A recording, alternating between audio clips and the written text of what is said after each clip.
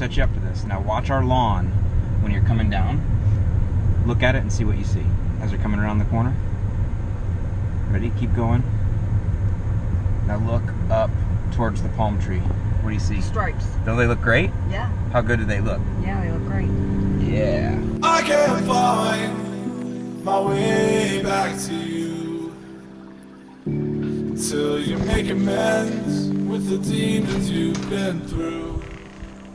And I can't regret leaving you alone until you find your way back home.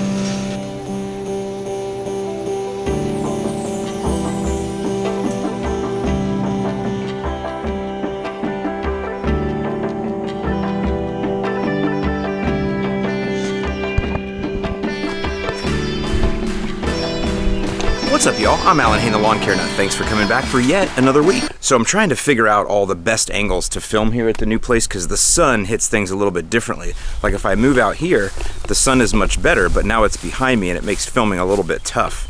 So I gotta kind of figure out the angles here. Anyway, I want to address something quickly. Last week, I was kind of bragging about what my garage game is gonna become. Well, that's going to be postponed a little bit because when you move, you end up with a lot of empty boxes.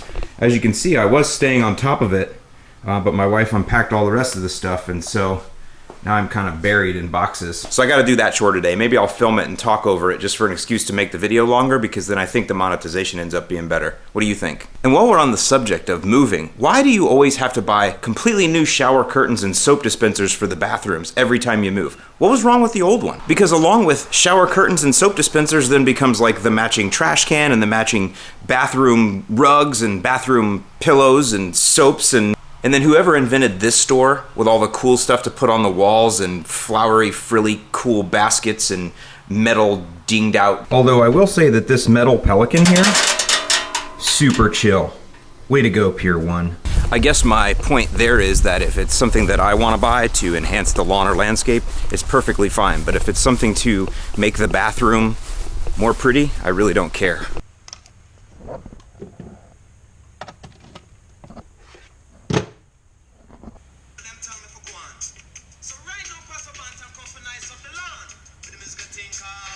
Guan, it name Guan, Guan, Guan, Guan, Guan, Guan, Guan, Guan, it name Guan.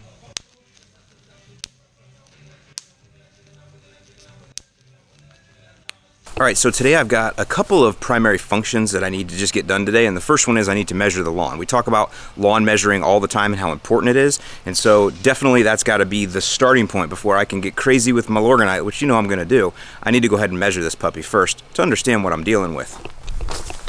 And then the second task for today is going to be to get a soil sample, because once I know how big the lawn is, I kind of want to have an idea what I'm dealing with here underneath the ground, because that's really going to be the basis for the program that I set up for this lawn going forward. Gator's over there on the bank today. Chilling. Until you find your way back home.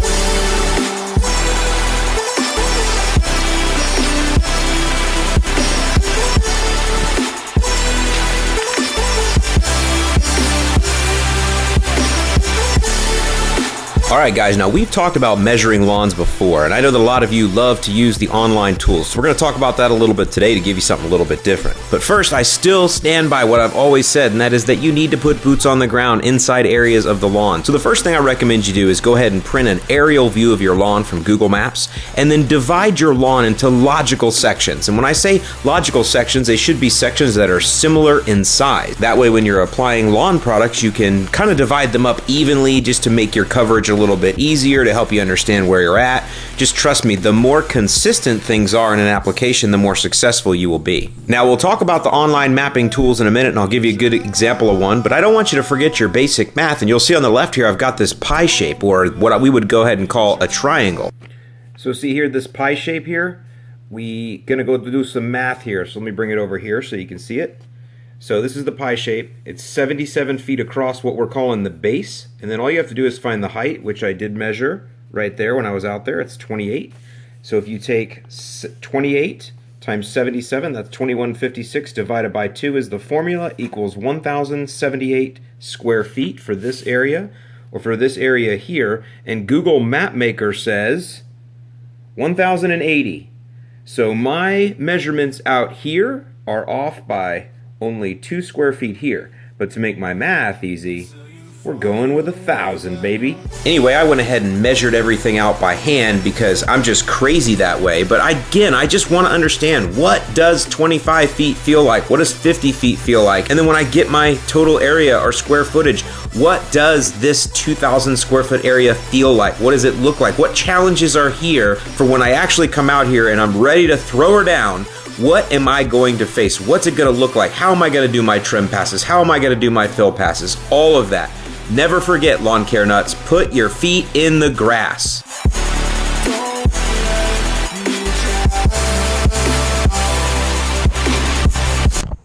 All right, now this area here is pretty well an easy square, right? We got a little bump out here, but for the most part, this is an easy square. So I'm going to take a minute and tell you guys a little story here. Back when I was a salesman for TruGreen, the way that you made money was to run estimates, and we would run estimates on lawns, and we would find out what kind of weeds the people had and what kind of problems they had. But the main reason we were at the property was to measure it, because measuring a property dictates the price. Obviously, the bigger your property, the more you have to pay to have it sprayed by a company like TruGreen. And just like any sales, it worked out to be a pretty easy formula, right? Leads closed at about 10%. Even if you were a better rep, you could close higher, but 10% was an easy math number, and you typically ran about 30 leads a day, which meant there should be 3 sales waiting for you when you come in the door. So the way I could make myself more successful was, number one, just to close higher than 10%, which I always did. But then secondly, I could run more leads than just my basic 30. So I would try to run 50 or 60 and double up my sales. Well, so the thing is that measuring the lawn is what took the most time, especially the bigger lawns, which were more lucrative. So you could use a measuring wheel, which is what TruGreen supplied us with, and you'd roll that down and roll it around, but you still had to stop it and reset it and redo it and write things down, and it took a while. So we developed what we called the step method. Now, what the step method was a way to save time, and I've always wondered if it was accurate. I never actually had the guts to see, maybe because I've just been lying to myself all these years. But anyway, what the step method is that every step you took was 3 feet.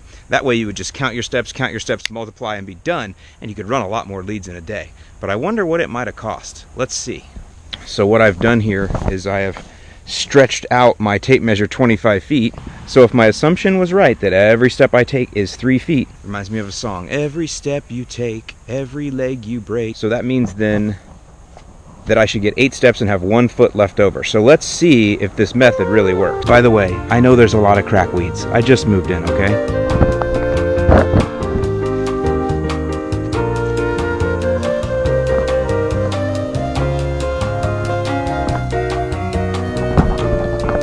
So that was 9 steps, not 8. I don't know about that. So then if it took me to get 9 steps to 25, 25 divided by 9 is 3 would be 27, so 2.75. My math is not perfect, but so it looks like my steps are about 2.75 feet each. I guess that's one thing about being a short guy. Our strides aren't as long.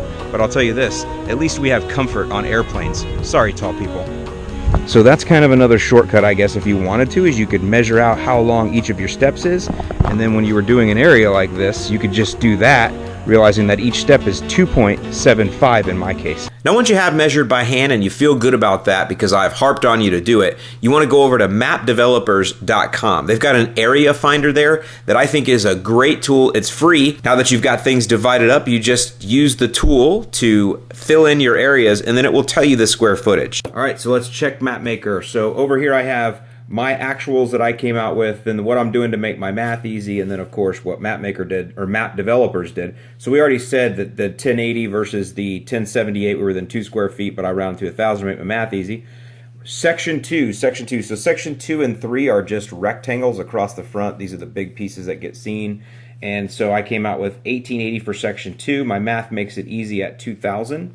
And MapDev 1948, very close. MapDev on section 3, 2647. I made my math easy at 2600. So that one was within 47 square feet. 2100 for section 4. That's the corner over here. I got a domination strip to be mindful about. So here, 2100 is what I came out with. 2184, so pretty good there. I'm going to go ahead and round up to 2500 so I can throw her down. And then section 5 is the back, so there's a pool there now. This is where the fence goes, and then back into that corner to the lake there. And so we've got map developers 2029, me 2000. I must have got lazy towards the end. So 2000. Total 10,000 square foot lawn. Map devs 9888. Again, map devs works good. Put your feet in the lawn. Know your ground. So it's later on in editing, you can see the beard is gone. But anyway, I just wanted to tell you guys that in the last video I did back at my old property, I said that this was sitting on a half-acre lot, and actually I was wrong. It's just over a third of an acre. It's kind of like a fishing story, like you look at so many fish and you just remember the one that you caught as being gigantic and huge. I'm looking at you, Steve Sharon. But when you actually get boots on the ground, you realize it wasn't as big as you thought. But still, I will say 10,000 square foot lawn is a really good size, and it's definitely an upgrade from where I've been in the past.